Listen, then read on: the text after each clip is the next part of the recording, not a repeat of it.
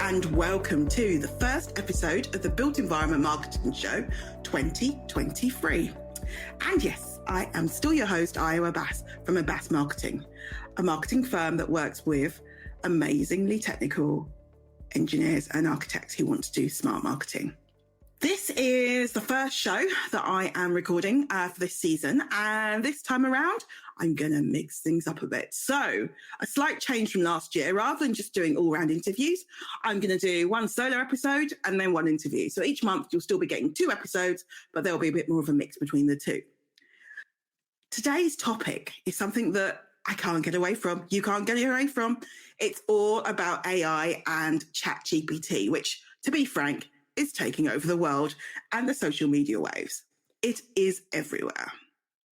I guess for me, to be honest, it was a subject that I thought I do actually know and have an opinion on, but I wasn't actually going to cover, mainly because I kind of figured everyone was covering it. But then I had one of my prop tech clients who are amazing, who who actually, when we were in a meeting, not an interview, wasn't interviewing me, but he started using ChatGPT in front of me and showing it how he uses it for him and for his team, and they're all kind of developers and they're building an AI tool. So, it makes sense that they test it. So anyway, so that's how I kind of was thrown in the deep end and actually kind of could see what it did. So that kind of led me to think, actually, you know what? It's a really good tool. And I was pretty impressed by it. I was blown away by it because you can add nuance to it. You can add a bit about, the AEC industry, even knew what it stood for. And really, it just shows how AI and kind of machine learning and those types of tools, how they've got so much better. And you know what? The response that the machine actually gave to us, the ChatGPT machine, I'll say, it was actually pretty good. It was a pretty good starting point and actually wasn't too dissimilar to the research I'd done the day earlier. So I kind of think in some ways we've all got to understand the capability of these tools and understand how we can get as much value from them to helping them to do our jobs, because they're here to stay. And in some ways, what they're doing is not bad. It's not rubbish. It's getting a lot better. So closing our eyes and thinking this is going to go away is not really going to happen. So back to kind of AI and the kind of machine learning and the built environment. So like I said, these tools are always learning. They're always getting better. The technology is getting better. It's not quite so robotic. It's starting to learn more. It's starting to sound more human. It's starting to understand even the language of the built environment. It knows what the AAC is. It knows what our industry is. So it's got that kind of level of understanding, which means it can do a pretty good job. And I think as well, especially even just looking at tools that actually help people in the built environment, not marketing tools, just actual prop tech tools, construction technology tools. And, you kind of sit there and think, we're an industry that is so traditional, and yet, we're unproductive. We get more and more, we get less and less efficient every year. And I think there's a huge kind of wealth of opportunities for technology to really, I guess, fast forward us into where we should actually be. And I think as well, when you start to layer on the fact that the complex challenges that we are having to deal with, from how do we decarbonize? How do we, push through the sustainability agenda? How do we reduce the resources that we use on this planet? Because we are a kind of resource hungry, a resource intensive industry. So we've really got to kind of use technology, I think, to kind of boost what we do.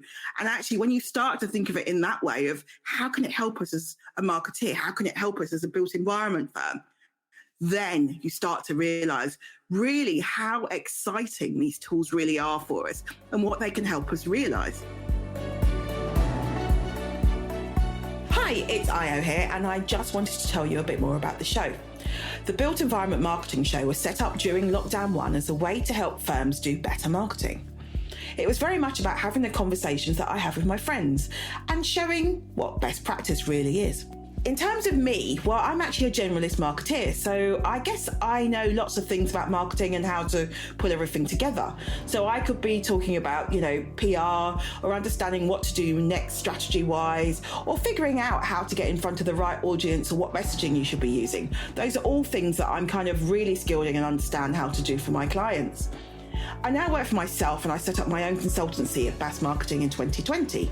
And I'm working with a range of engineering and architectural firms and even PropTech firms who really want to, talk the language of their clients and their audiences and do something a bit different in terms of their strategy and content. If what I do sounds of interest to you, do email me at ayo@abbasmarketing.com, and that's AYO, or head to my website, which is www.abbasmarketing.com for more info. There's also a link in the show notes. Bye.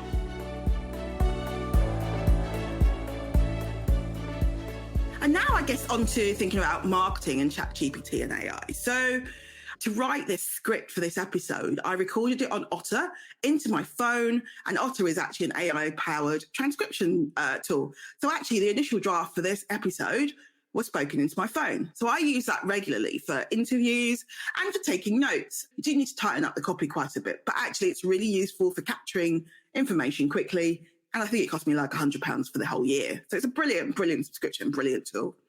So when you start to think about ChatGPT and AI, you can either see it as a threat and want to run away and just put your head in the sand and just say, it's not happening, it's rubbish, you'll always need to pay us.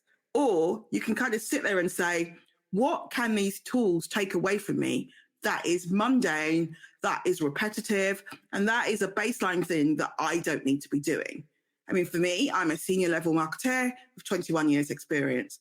There's a lot of base level stuff that a machine could actually do and get me to where I need. And then I can focus on the strategy and the ideas and then kind of bringing things together in a kind of novel way, which is actually where I add value to my clients, and focus on those efforts and use my resources there.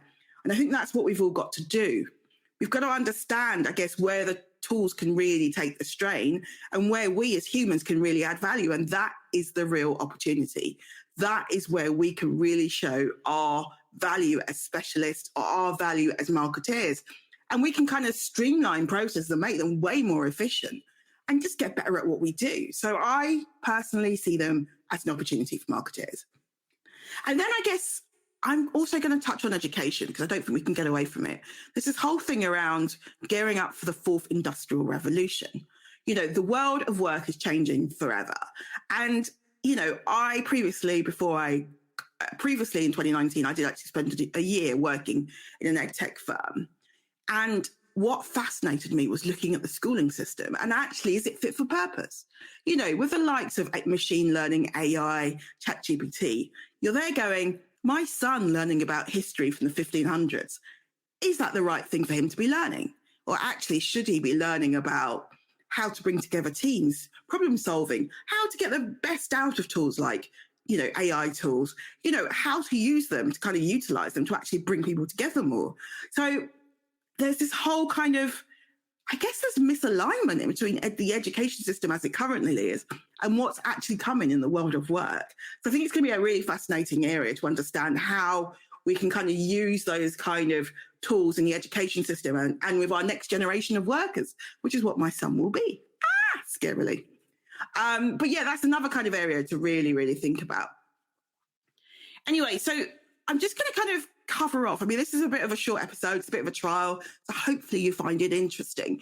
But late last year, I did a 12 days of marketing technology with Simon Marshall over on LinkedIn, where we looked at lots of we looked at our respective tech stacks. Oh, there you go. And we shared some of the tools that we use for things like writing, some of the tools that we use for project management, for running LinkedIn, for scheduling, for lots of kind of different areas.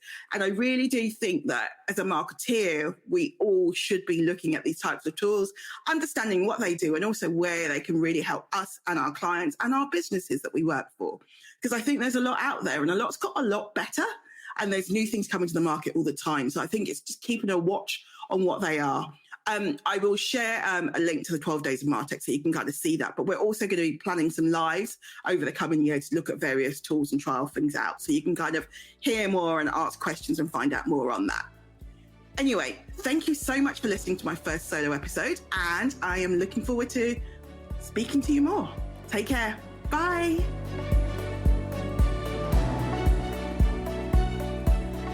Thanks so much for listening to the Built Environment Marketing Show.